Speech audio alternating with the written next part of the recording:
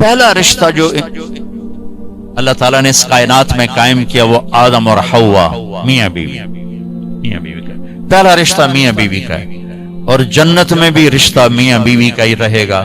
ہر آدمی اپنی بیوی کے ساتھ، ہر بیوی اپنے خامد کے ساتھ پوری جنت میں الگ الگ رہیں گے۔ اور ابتدائے رشتہ انسانیت ہوئی ہے خامد اور بیوی کے ساتھ۔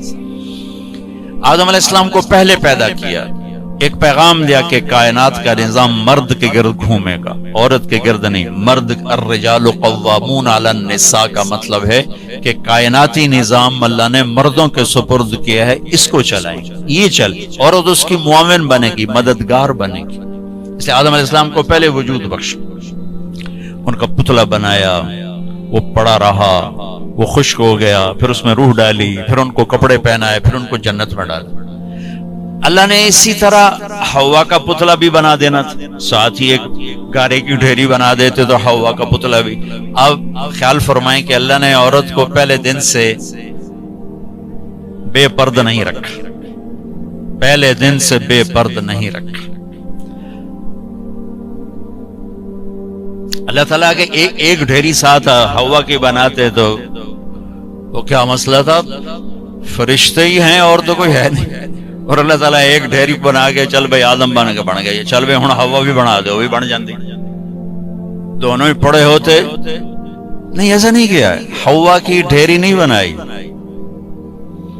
حوا کے پتلے کو بے پرد نہیں رکھا، آدم کو سلایا، آنکھ کھلی تو پہلو میں حوا کو بٹھایا ہوا تھا، پورے لباس، پوری زیب و زینت کے ساتھ۔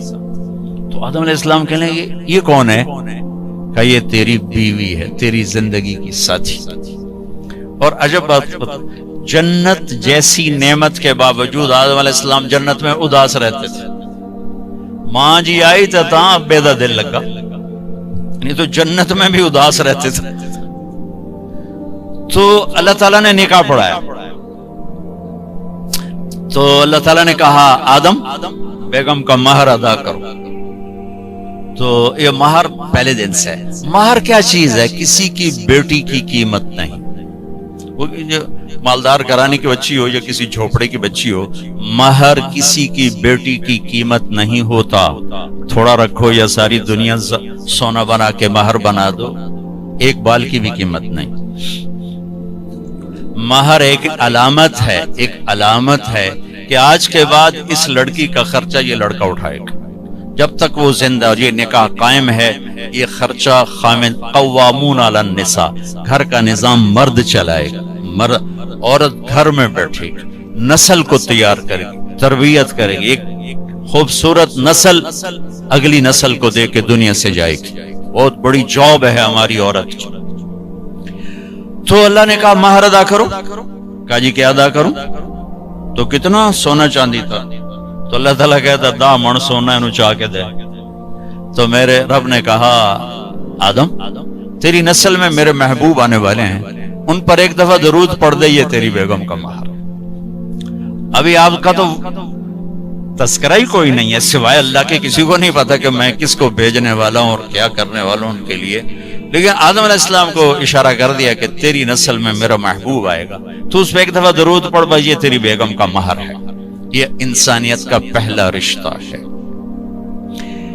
والدین کے حقوق کے لیے چند آیات، اولاد کے حقوق کے لیے چند آیات، بہن بھائیوں کے حقوق کے لیے چند آیات ہیں، خامند بیوی کے لیے سینکڑوں آیات۔ پوری سورت اتری ہے، سورہ طلاق، پوری سورت، سورہ نساء، سورہ طلاق، سورہ مائدہ میں، سورہ بقرہ میں، سورہ آل عمران میں اللہ نے سینکڑوں آیات اتاری کہ یہ رشتہ باقی رہے، کیونکہ اس میں کمزوری ہے، اہمیت کے باوجود اس میں ایک کمزوری ہے کہ ایک بول پہ ٹوٹ جاتا ہے، باقی رشتہ ٹوٹتا نہیں۔ میں اپنی ماں کا فرما بردار ہوں یا نافرمان ہوں، ماں بیٹے کا رشتہ نہیں ٹوٹتا، باپ کا باغی ہوں یا باپ کا خدمت گزار ہوں، یہ رشتہ نہیں ٹوٹتا، بھائی سے لڑا ہوا ہوں یا صلح ہے، یہ رشتہ نہیں ٹوٹتا، لیکن خامد اور بیوی کا رشتہ ایک بول پہ ٹوٹ جاتا۔ میرے نبی نے فرمایا علی طلاق سے بچنا، جب طلاق دی جاتی ہے تو اللہ کا عرش کانپ اٹھتا ہے، اللہ کا عرش کانپ اٹھتا ہے۔ جب بیجا طلاق دی جاتی ہے ضرورت کے تحت تو طلاق رکھی گئی، لیکن جیسے آج کل کی طلاقیں ہو رہی تو اللہ کا عرش کانپ اٹھتا۔ میں اسلام آباد سے آ رہا ہوں تو وہاں ایک بچی ملی مجھے، کہا کہ مجھے طلاق ہو گئی کہ سسرال والوں کا تیرے ابے گڈی تا دیتی کو نہیں، چل واپس، اور خود وہ ڈاکٹر جی طلاق ہو گیا۔ تو اس طرح جب ظلم و ستم ہوتا ہے تو پھر اللہ کا عرش کانپ اٹھتا ہے۔ تو یہ رشتہ کیسے گزارنا ہے کہ زندگی خوبصورت ہو جائے؟ کیونکہ میری بات سن لیں غور سے، آپ مالدار لوگ بیٹھے ہیں، پیسے سے آپ زندگی کو خوبصورت نہیں بنا سکتے، گھر خوبصورت بنا سکتے ہیں، گاڑی خوبصورت لے سکتے ہیں، زیور خوبصورت خرید سکتے ہیں، زندگی کی خوبصورتی کا تعلق ان چیزوں سے نہیں ہے۔ زندگی کی خوبصورتی صرف میرے نبی کی غلامی میں۔ نبی پاک صلی اللہ علیہ وسلم ایک پاکیزہ زندگی لے کر آئے، جو اس کے پیچھے چلے گا اس کی زندگی میں حسن آئے گا، جمال آئے گا، کمال آئے گا، باقی ویرانیوں کے سوا کچھ بھی نہیں۔ تو میرے نبی نے 11 گھر آباد کیے ہمیں زندگی سکھانے کے لیے۔ عورت مظلوم تھی ہر دور میں، آج بھی ہے اور پہلے بھی تھی۔ کہیں عورت بھی ظالم ہوتی ہے، میں کوئی صرف ان کا وکیل صفائی بن کے بات نہیں کر رہا ہوں، لیکن جو معاشرے میں ہے وہ بات کر رہا ہوں کہ عام طور پہ دیہات ہو، شہر ہو، اور ہمارے یورپ کی عورت تو بڑی بیچاری مظلوم ہے، نہ وہ ماں ہے، نہ بیٹی ہے، نہ بیوی ہے، نہ بہن ہے، کچھ بھی نہیں، ایک ٹیشو پیپر ہے، استعمال کے اٹھا کے پھینک۔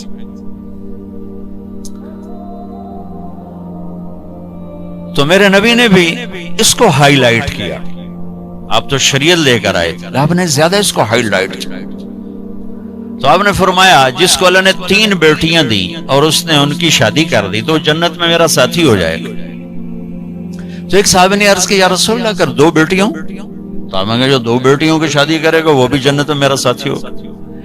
ایک نے کہا یا رسول اللہ اگر 1 بیٹی ہو، اللہ اس کا بھلا کرے، کسی ہوتی ایک، کہ یا رسول اللہ اگر 1 بیٹی ہوگا، جو 1 کی بھی شادی کرے گا وہ جنت میں میرا ساتھی ہوگا۔ ٹھیک، اب 10 بیٹوں کی شادی کرو تو جنت کا وعدہ کوئی نہیں، اور 1 بیٹی کی ڈولی اٹھا دو تو میرے نبی فرما رہے ہیں وہ جنت میں میرے ساتھ ایسے ہوگا، ایسے 2 انگلیوں کا اشارہ کہ میرے ساتھ ایسے ہوگا، اس کی کمزوری کی وجہ سے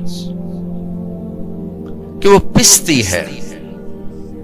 تو میرے نبی نے مختلف مزاج کی عورتوں سے شادی کر کے خوبصورت زندگی پیش کی، نمونہ پیش کر کے تشریف لے کے۔ بچوں سے نسل چلتی ہے، بچے باپ کی جگہ سنبھالتے ہیں اور ان کی شادی کرنے پر اجر ہے، جنت کا وعدہ کوئی نہیں۔ اور بچی پرائی نسل لے کر چلتی ہے، اپنا گھر چھوڑ کے دوسرے گھر چلی جاتی ہے، اور میرے نبی فرما رہے ہیں 3 کی کرے تو ایسے، اور 2 کی کرے تو ایسے، اور 1 کی کرے تو میرے ساتھ ایسے ہے، اور 10 بچوں کی کرے تو اجر تو ملے گا، جنت کا وعدہ کوئی نہیں۔ پھر آپ نے فرمایا جس نے اللہ کو 2، آپ کے نہ فرمایا جس کو اللہ نے 2 بہنیں دی یا 2 بیٹیاں دی، کبھی بیٹی ہوتی ہے بہن نہیں ہوتی، کبھی بہن ہوتی ہے بیٹی نہیں ہوتی، اور اس نے ان کی شادی کی اور ان کا حق ادا کیا تو وہ جنت اس پہ واجب ہو گئی، جنت اس پہ واجب ہو گئی۔ حق ادا کرنے کا کیا مطلب ہے؟ ہمارے پورے بر صغیر میں دنیا کا تو پتہ نہیں ہے، بہنوں کو کچھ نہیں دیا جاتا، صرف جہیز دیا جاتا ہے۔ پنجاب ہو، سندھ ہو، بلوچستان ہو، سرحد ہو، ہر جگہ بہن کو، بہت کم لوگ ہیں جو بہنوں کو باپ کی وراثت میں سے پورا حصہ دیتے ہیں، ورنہ بھائی کھا پی جاتے ہیں۔ ہمارے ہاں تو ذمہ دار جیلی انگوٹھے لگا کے زمین پہ قابض ہو کے بیٹھ جاتا، دینا ہی سوال ہی نہیں پیدا ہوتا۔ اور میرے رب نے جب قرآن اتارا تو بیٹی کی وراثت پہلے بیان کی، بیٹے کی وراثت بعد میں بیان کی۔ یہ عجیب بات ہے، یہ عرب کا دستور تھا کہ بچی کو کچھ نہیں ملتا تھا، سارا بیٹے کا۔ ہندی ثقافت میں بچی کے لیے کچھ نہیں، سب بیٹے کا ہے، بچی کے لیے جہیز ہے بس۔ میرا نبی جو دین لائے اور عرب کا جو ماحول تھا وہ یہ تھا سب کچھ بیٹے کا، تو قرآن یوں سوال اٹھاتا تو پھر بیٹی کو کیا ملنا چاہیے؟ یوں سوال اٹھاتا نا، تو اللہ کہتا بیٹی کو بیٹے کا آدھا ملنا چاہیے۔ لیکن اللہ نے جب قرآن اتارا تو ایسا خوبصورت انداز میں اتارا کہ اللہ نے یہ سوال اٹھایا کہ بیٹے کو کتنا ملنا چاہیے۔ بیٹے کو تو مل ہی رہا تھا پہلے، لیکن اب قرآن کی آیت میں پیش کرتا ہوں۔ قرآن نے یوں سوال اٹھایا کہ بیٹے کو کتنا دیا جائے گا، جیسے بیٹے کا حق ہے ہی کوئی نہیں، بیٹے کو کتنا ملے گا؟ تو اللہ نے کہا للذکر مثل حظ الانثیین، جتنا ہم نے دو بیٹیوں کا حق رکھا ہے اتنا ایک بیٹے کو دے دیا جائے۔ حالانکہ ماحول کے مطابق ہونا چاہیے تھا جتنا ہم نے بیٹے کا حق رکھا اس کا آدھا بیٹی کو دے دیا جائے۔ میرے رب نے کہا جتنا دو بیٹیوں کا ہم نے حق رکھا ہے وہ ایک بیٹے کو دے دیا جائے۔ پورے عرب کی تہذیب پر ہتھوڑا چلایا کہ جس پیٹ سے بچہ نکلا اسی سے تو بیٹی نکلی، جس چھاتی کا دودھ بیٹے نے پیا اسی کا تو بہن نے پیا ہے، اسی کا تو بیٹی نے پیا ہے، جس چھت کے نیچے بچہ پروان چڑھا اسی کے نیچے تو بچی پروان چڑھی، جس گود میں بیٹا پروان چڑھا اسی گود میں تو بیٹی کھیل کے پروان چڑھی، اور دوسرے گھر جا کر تم نے اس کا حق اڑا دیا۔ چور چوری کرے تو پکڑ کے تھانے دیتے ہو، یہ جو سارے بھائی چور بیٹھے ہیں ان کو پکڑ کے تھانے کیوں نہیں دیتے ہو؟ جنہوں نے اللہ کی شریعت کو یوں مذاق اڑا کے رکھ دیا۔ میں رائمنڈ جب پڑھتا تھا تو میں اپنے استاد صاحب جن سے میں نے قرآن کی تفسیر پڑھی ان کے لیے شہد کی بوتل لے کر 10 روپے کی شہد کی بوتل اپنے باغ سے میں نے اتروایا، میں نے پیش کیا کہ استاد جی آپ کے لیے شہد لایا ہوں۔ کہنے لگے کہاں سے لائے ہو؟ میں نے کہا جی میرے اپنے باغ کا ہے۔ اب آپ سوال پہ غور کرو۔ فرمایا تیرے باپ نے اپنی بہنوں کو وراثت میں سے حصہ دیا تھا؟ تیرے باپ نے اپنی بہنوں کو تمہارے دادا کی وراثت میں سے حصہ دیا تھا؟ میں نے کہا جی اللہ کا بڑا شکر ہے میرے باپ کی بہن ہی کوئی نہیں تھی، جے ہوندی تا کدی نہ دیندے۔ کون دیندا؟ جے ہوندی تا کدی نہ دیندے۔ میں نے کہا جی شکر ہے 2 ہی بھائی تھے، انہی کی ساری زمین ہے وراثت ہے، میرے ابے کی بہن ہی کوئی۔ اچھا تو تیرے دادا نے اپنی بہنوں کو حصہ دیا تھا؟ میں کہا میں جمعیا ہی کوئی نہ ہوں، میرے کو کی پوچھی جانتے ہو دادے دیتا ہے کہ نہیں دیتا؟ اتنی ریسرچ کے بعد ایک 10 روپے کی شہد کی بوتل مجھ سے قبول فرمائی۔ کیا مطلب تھا اس سوال کا کہ اگر تیرے باپ کی کوئی بہن ہے اور اس نے حصہ نہیں دیا تو یہ شہد میرے لیے جائز نہیں ہے، اور اگر دیا ہے تو پھر ٹھیک ہے لے میں رکھ لینا۔ جب میں نے تسلی دی جناب میرے ابے دی کوئی بہن کوئی ہیں 2 بھرا ہیں بس اور کچھ، میں کہا اچھا ٹھیک ہے اب رکھ دو۔ اللہ نے اتنا حق رکھا چونکہ کھا جاتے تھے دیتے نہیں، اور آج بھی یہی دستور ہے کہ بیٹی کے لیے کوئی جہیز ہے باقی کچھ بھی نہیں۔ مجھے آپ کے شہروں کا نہیں پتا، میں اپنے دیہات کی بات کر رہا ہوں، ہمارے دیہاتوں میں نہیں دیا جاتا، ظلم و ستم ہے۔ پھر یہی میرے نبی نے فرمایا، بیٹی کا پیدا ہونا عیب تھا عرب میں، تو میرے نبی نے فرمایا اللہ نے جس کو پہلی بیٹی دی بیٹا نہیں دیا اور اس نے خوشی کا اظہار کیا تو آسمان سے ایک فرشتہ اترتا ہے جو بچی کے اوپر اور بچی کی ماں پر اپنے پر پھیلا دیتا ہے، زمرد کے پر ہوتے ہیں، اور وہ کہتا ہے جو تم دونوں پہ خرچ کرے گا اللہ اس کا ساتھی ہو جائے گا، جو تم دونوں پہ خرچ کرے گا اللہ اس کا ساتھی ہو جائے گا۔ یہی جب بیوی بنتی ہے پرائے گھر جاتی ہے تو میرے نبی نے فرمایا اس کائنات کی مختصر سی زندگی ہے اور یہ مختصر سا ساز و سامان ہے، اور اس کائنات کی سب سے اعلیٰ ترین چیز وہ نیک بیوی ہے۔ اس کائنات کی سب سے اعلیٰ چیز نیک بیوی ہے، اور آپ نے فرمایا خیرکم خیرکم لأہلہ، اعلیٰ درجے کا مسلمان وہ ہے جو بیوی سے حسن سلوک کرتا ہے۔ اور پھر آپ نے فرمایا انا خیرکم لأہلی، اور میں تم سب میں سب سے زیادہ اپنی بیویوں کے ساتھ حسن سلوک کرتا ہوں۔